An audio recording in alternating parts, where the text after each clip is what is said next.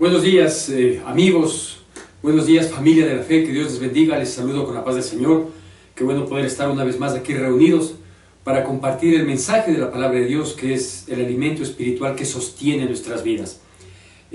Sabe que hablando un poquito de, conversando en estos días acerca de la condición de cómo está mucha gente, ¿no? Muchísima gente, fruto de lo que estamos viviendo, esta crisis tan fuerte, esta prueba tan difícil que nos ha tocado pasar.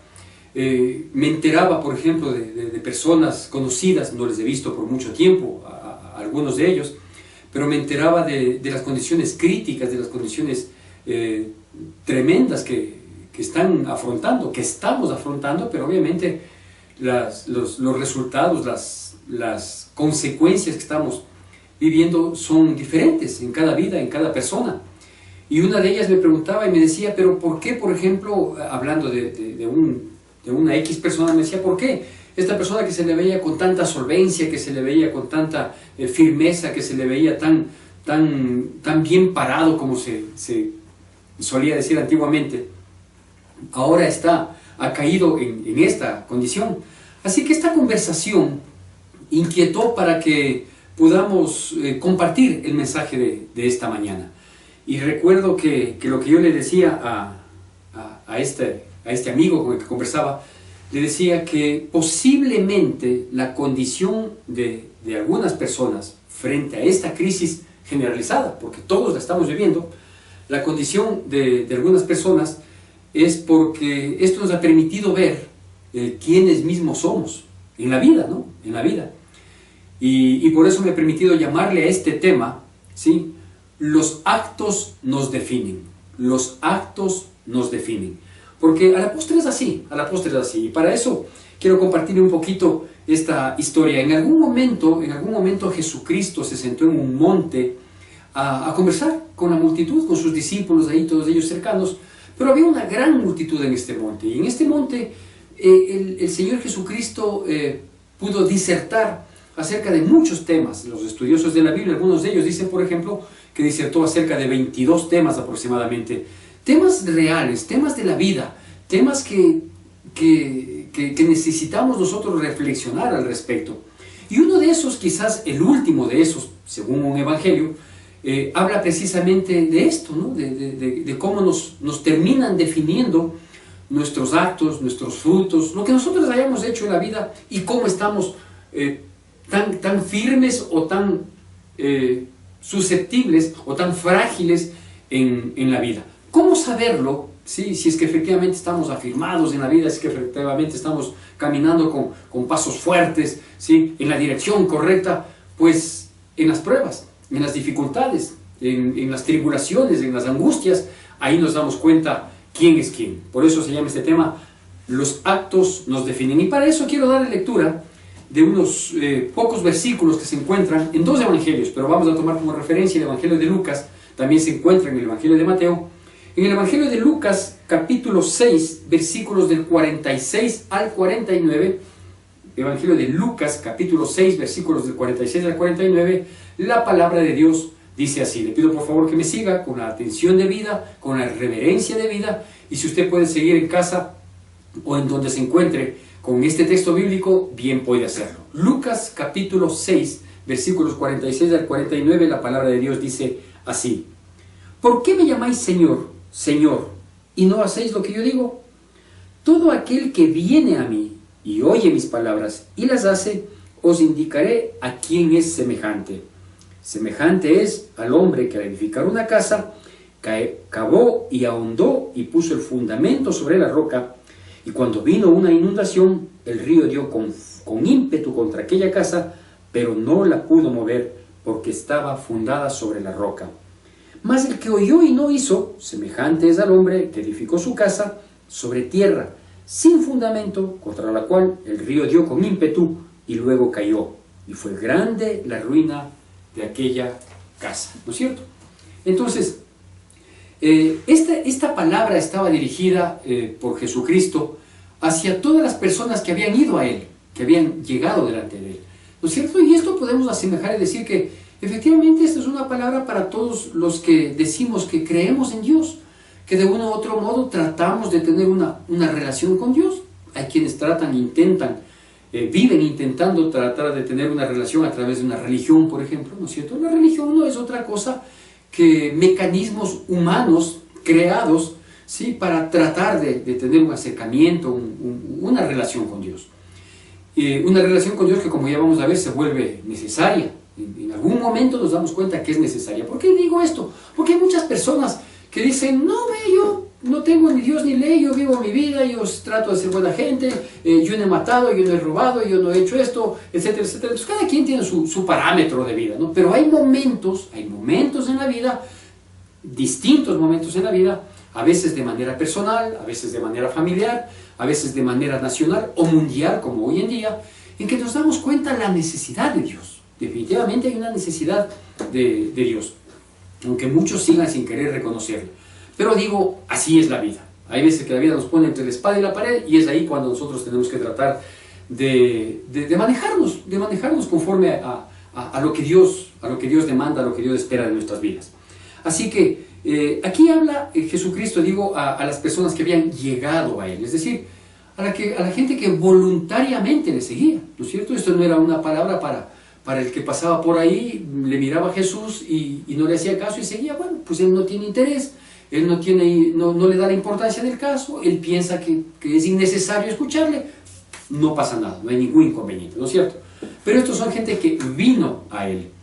Ya le digo, hoy tratamos de acercarnos a Dios de distintas maneras, pero hace en su sabiduría extrema, preciosa, maravillosa y además muy práctica, hace una comparación para enseñarnos, ¿sí?, lo que implica la vida con Él o la vida sin Él, la vida obedeciéndole o la vida desobedeciéndole, la vida prestándole atención y ejecutando o la vida prestando alguna atención y dejándolo de lado, ¿no es cierto?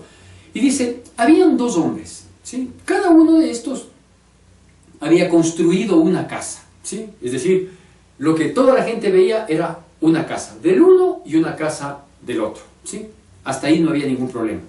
Pero hace la diferencia Jesucristo, de acuerdo al texto que acabamos de leer, hace una diferencia en esa casa cuando las circunstancias podrían ser inclusive ajenas al dueño de cada casa o al que edificó cada casa, ¿sí?, de pronto llegan y son adversas, ¿sí? Y menciona, vamos a llamarle así, al hombre número uno, ¿sí? El hombre número uno dice que tuvo estas características, que edificó su casa cavando profundo, que edificó su casa, ¿sí?, poniendo un fundamento, y que edificó su casa sobre una roca. Esas son las características de esta casa, que, como digo, de apariencia era tan similar a la casa del hombre número 2. Así los vamos a definir, ¿no es cierto? Entonces este hombre tuvo estas tres características al realizar su casa, ¿sí? Él cavó profundo, ¿sí?, puso fundamento, y ese fundamento lo puso sobre la roca, ¿sí? El otro hombre también tuvo una casa. El hombre número 2 también construyó una casa, ¿sí?, en la ejemplificación que Jesucristo hace, ¿sí? Pero este hombre, era más práctico, ¿sí? Este era más pilas, no se detenía en trivialidades, ¿no es cierto? Dice, no, lo que se trata es de tener una casa, ¿no es cierto? Ya, también yo voy a hacer mi casa. Pero este hombre puso una casa sobre la arena o sobre la tierra, ¿no? Sobre la tierra ahí, así nomás. ¿Para qué iba a hacer el esfuerzo de estar cavando? ¿No? Puso sobre la tierra, ¿sí? Y no puso fundamento, ¿no es cierto? ¿Por qué? Pues porque era nada más de hacer una casa. ¿A qué se refiere este ejemplo, esta parábola que Jesucristo estaba hablando para darnos el entendimiento? El edificar una casa obviamente significa edificar una vida, ¿sí? El edificar la vida, el tratar de afirmar una vida, ¿sí? Obviamente con un objetivo, con un propósito, dentro de un proceso, etcétera, etcétera. Y a esto se refiere, ¿no es cierto? O sea, hay personas, ¿sí?, que efectivamente tratamos de edificar nuestras vidas y todo lo que corresponde a nuestra vida, o sea, nuestros hogares, nuestra esposa, nuestros hijos, edificar nuestras finanzas, edificar nuestras profesiones, edificar todo lo que implica la vida, ¿no es cierto? Entonces tenemos una proyección y decimos, bueno, vamos a hacer esto, pero vamos a hacerlo bien. ¿Cómo lo vamos a hacer? Pues vamos a cavar profundo, es decir, las cosas que valen la pena, estas tienen que quedar grabadas, tienen que quedar bien entendidas, tiene que ser una enseñanza bien clara, esculpida en nuestros corazones. ¿Para qué? Para que el día de mañana, cuando pues haya las circunstancias que no provocando nos lleguen a la vida, entonces ahí va a salir a flote quién es quién. Lo que dijimos, los actos nos definen, ¿no es cierto? ¿Qué pasó con estas casas? Pues que la una y la otra aparentemente eran casas similares, de apariencia, ¿sí? Pero dice que de pronto vino un río impetuoso. En el otro evangelio, que también se relata esto, en el evangelio de Mateo, habla inclusive, dice que vino lluvia, ¿sí? Que vinieron ríos y sopló un viento fuerte. Acá lo define solo como un río impetuoso que llegó y pegó en la casa. Y claro, una casa se desbarató totalmente, fue una gran ruina, como menciona la palabra, es decir, no permaneció, no pudo sostenerse, se derribó, pereció, desapareció, ¿no es cierto? ¿Por qué? Pues porque esa casa había sido construida sobre la tierra y sin fundamento. La que sí soportó la lluvia, el fuerte viento y el río impetuoso fue la que llevó más tiempo edificarla, porque esa tuvo que cavar profundo, cavar hondo, ¿sí? Tuvo que ponerse un fundamento, ¿sí? Y ese fundamento fue echado sobre una roca, fue sostenido, sustentado, ¿sí? sobre una roca. Así es la vida, mis queridos amigos, así es la vida, mis queridos familia de la fe, hermanos de la fe, ¿no es cierto? Que claro, a veces nosotros vamos creciendo, ¿sí? De manera similar desde que somos niños, luego vamos entrando en la etapa esta un poquito conflictiva, hoy mucho más todavía, de la adolescencia, ¿sí? Y aparentemente todos nos manejamos en los mismos términos. Por ejemplo, yo recuerdo en la época de colegio, aunque está bastante distante mi época de colegio, pero no lo suficiente como para haberlo olvidado, que todos éramos iguales, ¿no? Todos éramos iguales en el colegio, ¿sí? Todos teníamos pues las mismas inquietudes, éramos parte, si no las teníamos, al menos éramos parte de las mismas travesuras, etcétera, etcétera, ¿no es cierto? Compartíamos muchos temas, compartíamos las grandes risas que era parte de esa época de inocente, entre comillas, inocente, ¿qué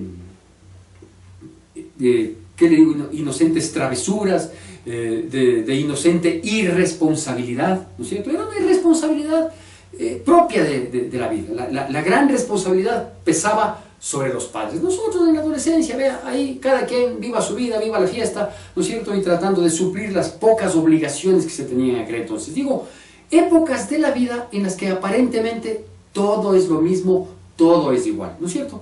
Un poquito cambia, por ejemplo, cuando ya estamos entrando en esta también difícil época de la universidad. ¿Por qué lo digo difícil? Primero porque lo experimenté en parte, y luego porque hoy veo, ¿sí? Que es un cambio extremadamente brusco, quizás, o extremadamente peligroso, creo que es mejor decirlo así, porque uno entra a la universidad y si no entra con claros objetivos, si no entra con un fuerte fundamento, ¿sí?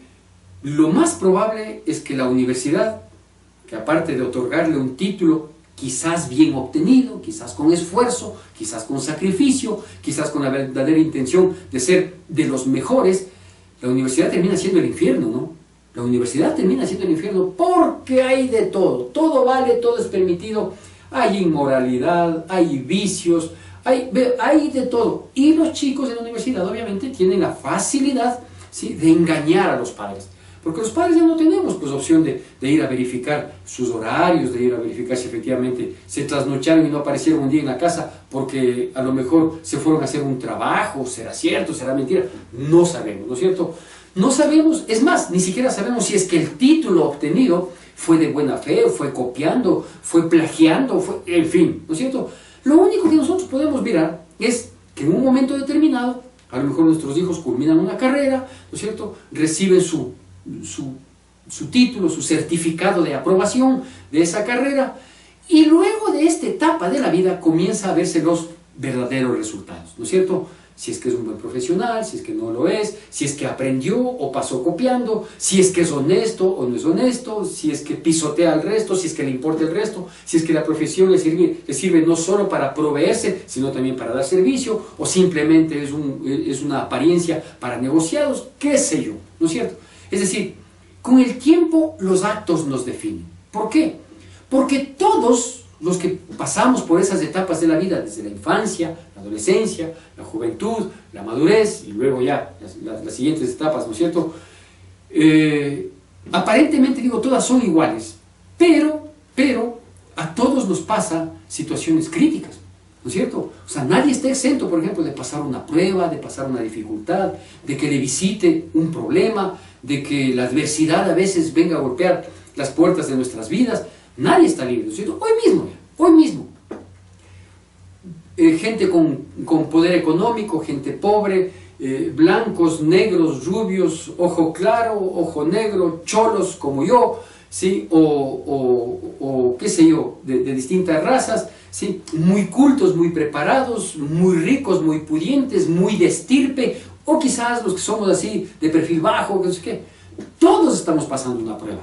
Todos estamos pasando una prueba, ¿no es cierto? Una prueba de la cual no tenemos todavía una salida, ¿sí? Que hay ciertas condiciones económicas, quizás, de gente que tuvo un respaldo económico que puede sostenerse de mejor manera versus los que quizás vivíamos en el día a día. No obstante, de que ciertas condiciones sí pueden, en estas circunstancias actuales, marcar alguna diferencia, digo, no obstante de eso, a la postre se va a ver quién es quién, porque nuestros actos nos terminan definiendo, ¿no es cierto? ¿Qué es lo que hizo este hombre número uno cuando edificó su vida? ¿Sí? Él se tomó su tiempo, porque dice que él cavó hondo, ¿no es cierto? Entonces, se tomó su tiempo para hacer las consideraciones del caso y dice, bueno, pues la vida no es solo hoy, ¿no es cierto? La vida, si en la misericordia de Dios nos otorga unos años más de vida, ¿sí? Y podemos cumplir nuestras expectativas, la planificación a futuro que vamos teniendo, etcétera, etcétera. Entonces creo que debemos hacer un esfuerzo, aunque nos lleve un poquito más de tiempo, pero hacer un esfuerzo por tratar de que las cosas que creemos que nos pueden sostener, las cosas que creemos que nos pueden ayudar a edificar nuestra casa, pues tenemos que enraizarles, es decir, que cabe lo más profundo posible, ¿no es cierto? ¿A qué se refiere con esto? Pues se refiere principalmente a los principios y valores con los que debemos desempeñar nuestras vidas, ¿no es cierto? Principios como la honestidad, la transparencia, la honradez, ¿no es cierto? El respeto, la consideración, el poder desarrollar desde temprana edad, aunque lleve tiempo, desde lo más pronto posible, ¿no es cierto? ¿Sí? Y mantener esa enseñanza, esa instrucción con disciplina, ¿sí? Ya le digo, por ejemplo, aspectos que hoy prácticamente han desaparecido, ya le digo, como el respeto, la solidaridad, ¿no es cierto? El apoyo, el tener misericordia, compasión, el saber que no soy solo yo, sino que pues también tengo que servir al prójimo, etcétera, etcétera. Cosas que, ya le digo, llevan tiempo, como este hombre, ¿no? Al cavar su casa, al hacer su casa, cavó profundo, cavó hondo, dice la palabra de Dios, ¿sí? Y eso le llevó tiempo, le llevó también esfuerzo, sacrificio, ¿no es cierto? No es que dijo, ahí nomás, ¿no? Con 20 centímetros de profundidad es suficiente, vamos a levantar una casa de 3 pisos, pero con 20 centímetros, no es así, ¿ve? Yo tengo hijos que tienen profesiones de constructores, ¿no es cierto? Y obviamente ellos, a pesar de su juventud y todo, ellos reprochan ciertas cosas de eso de decirle a un maestrito, para nomás de hacer esto, haga así. No, pues hay que hacer un cálculo, ¿no es cierto? No solo de costos, sino un cálculo de resistencia, qué sé yo, estoy hablando loqueras porque yo de profesión soy abogado, pero tengo mi llamado de pastor ya desde hace 22 años, ¿sí? Pero la lógica, la razón no pide fuerza, ¿no es cierto? Y cuando mis hijos hacen ciertas apreciaciones de carácter técnico, pues obviamente yo les comparto, primero porque ellos estudiaron, y segundo porque la sensatez me dice, sí, si quiero construir una casa de 3 pisos, o quizás más alta, quienes tengamos mayores aspiraciones, pues tenemos que cavar lo más profundo, ¿no es cierto? Sí. Y no solo cavar profundo, porque obviamente todo lo que se ve de aquí para arriba, de la superficie para arriba, todo eso permanecerá dependiendo de lo que no se ve, pues, ¿no es cierto? Es decir, de lo que está desde la superficie hacia abajo, ¿sí? Tuvimos hace 4 años aproximadamente, un poco más de 4 años, un gran terremoto aquí en el país. Usted recordará, en la zona principalmente de la provincia de Manabí, en Pedernales y bueno, Manta fue una de las ciudades más afectadas. También repercutió en la provincia de Esmeraldas y se sintió prácticamente en todo el país. Nosotros lo sentimos acá en la capital también, ¿sí? Y gran parte de las construcciones que se derribaron en la provincia más afectada o en las provincias más afectadas, gran parte del derrumbe de esas, sin desmerecer la fuerza, el ímpetu con lo que cayó este terremoto, sin menospreciar, digo, el alto grado de movilidad que tuvo. Discúlpeme si no estoy ocupando los términos apropiados, no soy un técnico al respecto. Gran parte de lo que se derrumbó fue precisamente por esto, ¿sí? Porque eran edificaciones de 3 y 4 y hasta 5 pisos, pero su fundamento, donde tenía que estar enraizado, pues no era lo que correspondía para sostener ese tipo de edificación, ¿no es cierto? Así es la vida, así es la vida, ¿sí? Vea, el edificar vidas buenas requiere de esfuerzo, de sacrificio y lleva tiempo, ¿no es cierto? Hay que instruirle al niño en su camino y hay que seguir insistiendo hasta la adolescencia, ir viendo sus frutos, cómo responde, si es que la enseñanza quedó bien guardada, bien profundamente cavada, ¿no es cierto? Si es que reacciona correctamente frente a una tentación, a una provocación, ante la inquietud de la juventud propia y a veces inquietud más presionante por las malas amistades, etcétera, etcétera, ver cómo responde, ¿no es cierto? De tal manera que mañana más adelante, cuando llegan a ser unos profesionales o cuando ya se definen por una actividad en la vida, ¿sí? Pues se note que la enseñanza fue profunda, que hubo un muy buen fundamento, ¿sí? Sobre una roca, de tal manera que el día de mañana van a venir, como estamos viviendo y como vendrán más, ¿no es cierto? Más y con más fuerza posiblemente, vendrán más pruebas, más dificultades, más tribulaciones, más adversidades. ¿Cómo reaccionamos? ¿Cómo vamos a reaccionar? Entonces, ahí nos dará la pauta de decir, ve, esa vida estuvo bien edificada. Bueno, la pregunta obvia es, ¿hay que cavar profundo? Sí, hay que tratar de cavar profundo. ¿Cómo se cava profundo? La primera cosa. Se cava profundo de 2 maneras. Primero, con el ejemplo, y segundo, ¿sí? Quienes lastimosamente a lo mejor no tuvieron un buen ejemplo, ¿sí? Con disciplina en la vida, con disciplina. A lo mejor no tuvieron un gran padre, no tuvieron una gran madre, no tuvieron un buen referente en tal aspecto de la vida, porque eso pasa también, y no vamos a juzgar mucho menos, ¿sí? Pero cuando uno quiere, puede, porque todo es cuestión de saber decidir en la vida.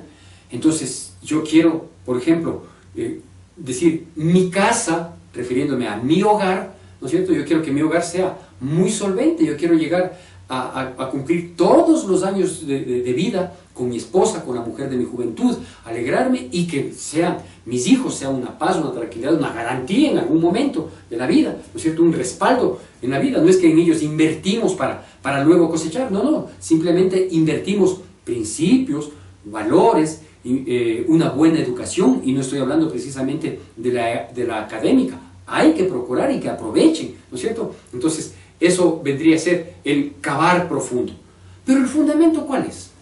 Le digo, cavar profundo significa ejemplo y disciplina en la vida, en todo lo que implica, ¿sí? Y son los valores, los principios, etcétera, etcétera. ¿Cuál es el fundamento? Bueno, pues el fundamento es Dios. El verdadero fundamento es el temor de Dios, no el temor a Dios, porque ahí se puede confundir con miedo, y no es así, es el temor de Dios. La Biblia define bien lo que es el temor de Dios, y me he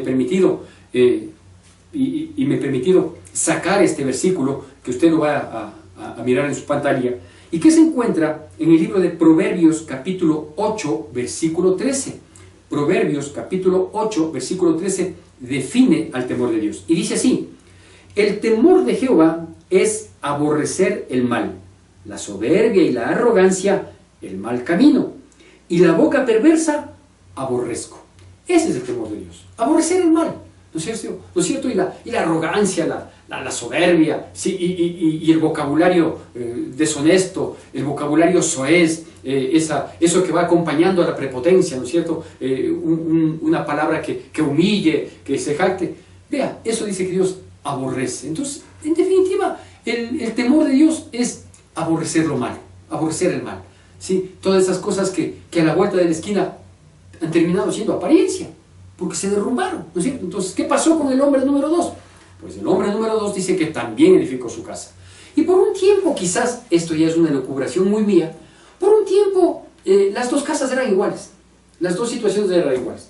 Y el tonto que cavó profundo y que puso su fundamento sobre la roca, sí, es el que más se demoró, también gastó más, ¿no es cierto? Les llevó más tiempo, le costó más, etcétera, etcétera. Aparentemente era un tonto, ¿por qué?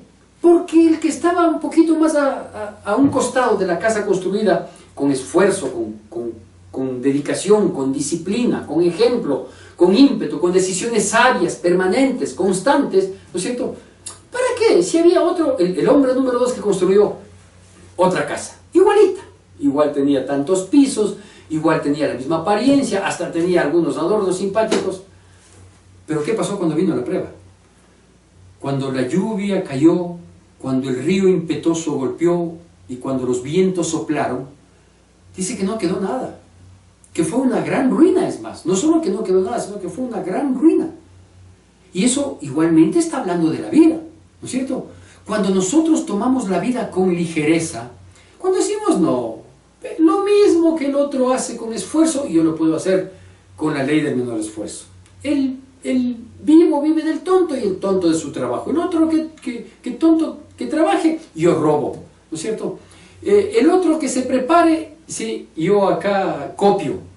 El otro que lo logre trasnochándose, yo acá comprando fácilmente las situaciones.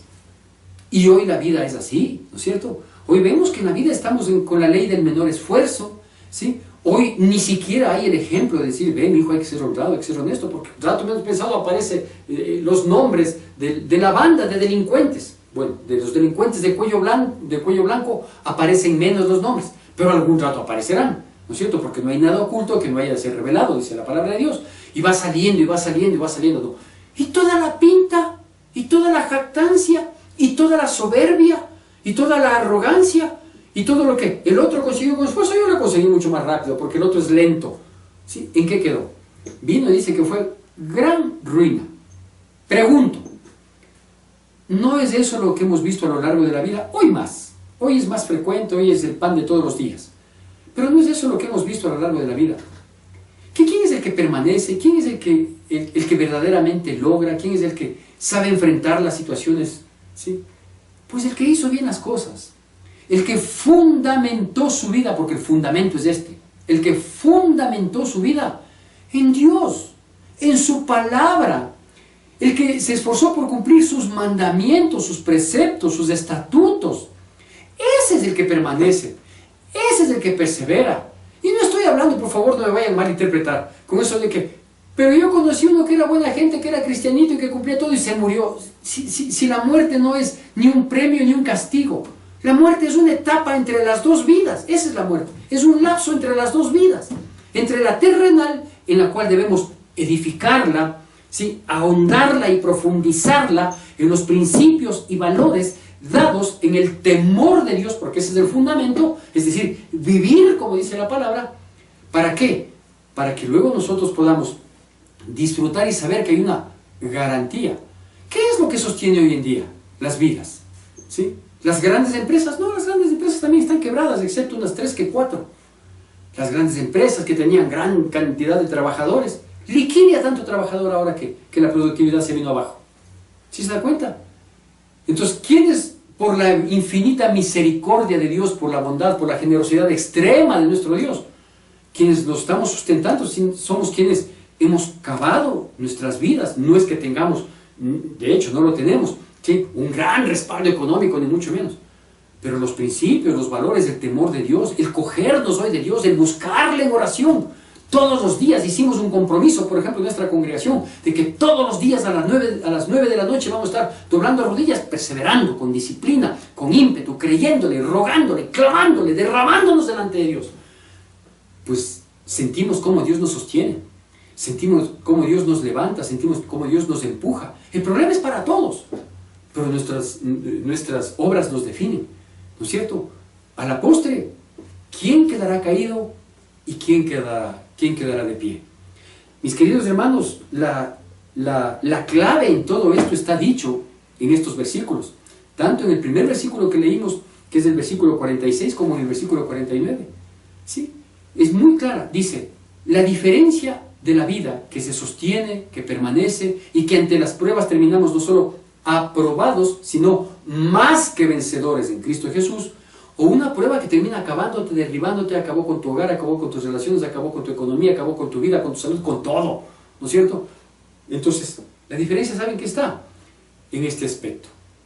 Dice la palabra de Dios, el que viene a mí, oye y hace.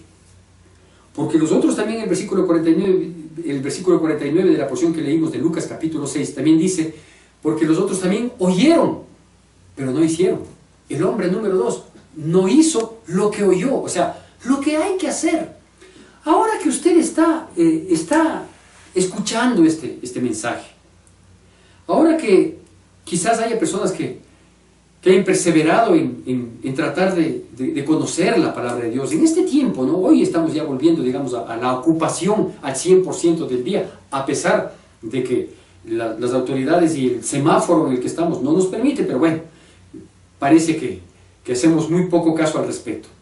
Pero todo el tiempo pasado, ¿sí? No habría sido bueno, por ejemplo, cuando estábamos metidos en casa por mucho tiempo y que a las 2 de la tarde ya no podíamos salir. Usted recordará que así nos manejamos con ese toque de queda de 14 horas a 05 del día siguiente, ¿no es cierto? Habría sido buenísimo, habría sido una decisión muy sabia el poder cavar profundamente sobre este fundamento, para poder sostenernos en esta prueba, en este río impetuoso que está golpeando, y en las que van a venir más adelante. Porque vea, no nos engañemos, por favor. No pensemos que lo que viene por delante, que no es solo la consecuencia de lo que estamos viviendo, cuyas consecuencias van a ser y ya están siendo críticas. Pero no nos engañemos pensando que esto de aquí a diciembre, viva la Navidad, ya todo está listo y después de la tribulación y de la adversidad vendrá la bonanza. No va a ser así, ¿no es cierto?